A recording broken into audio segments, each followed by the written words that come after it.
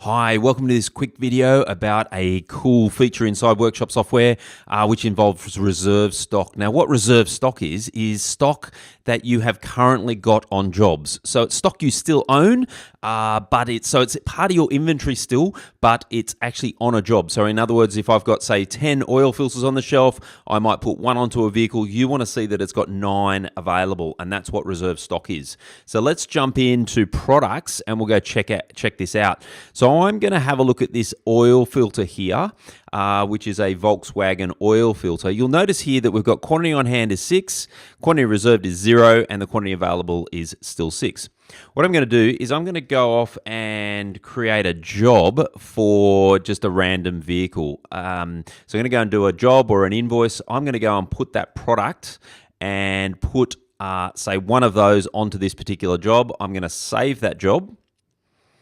And I'm going to go back into products and I'm going to pull this product up again. And what you'll see is that you've got quantity on hand 6, quantity reserve 1, and we've now got 5 available. So one of them's on a job.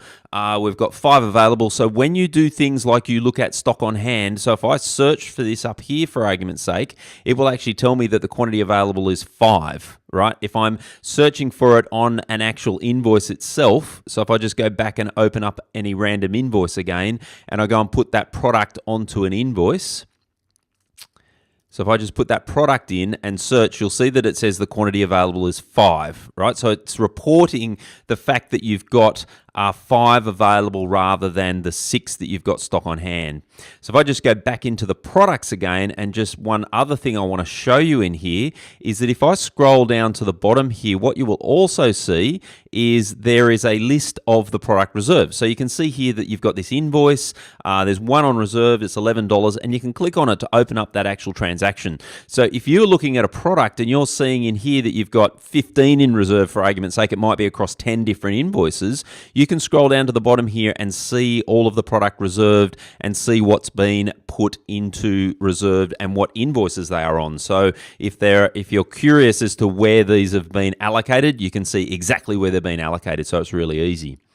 The other thing is by default, this is not turned on. So there's 2 things you need to do.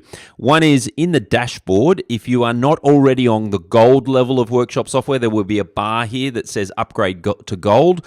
The reserve stock function is available to gold level of Workshop software, and so if you want to upgrade to gold, you just click on upgrade, and it's from $20 extra a month, so it's great investment into your Workshop. And if you feel that this is something that you really want, then you can upgrade to gold. So that's the first thing you need to do. And then the second thing, under company settings, you can either use reserve stock or not. So you can say yes or no. So if you want to say yes, I do want to update or I want to use the reserve stock system, what it will actually do is at that point in time do a calculation of all of the items or all of the invoices that you currently have open, and it will actually calculate the reserve stock for those transactions that you've already got open. So you need to turn that function on. So there you have it. Look, it's a fairly, from an explanation point of view, it's pretty straightforward, but from a functionality point of view, it's really, really valuable to know that sort of stuff in your Workshop and know exactly how many quantity on hand you've got and what quantity you've got available. So hope you love it. Thanks.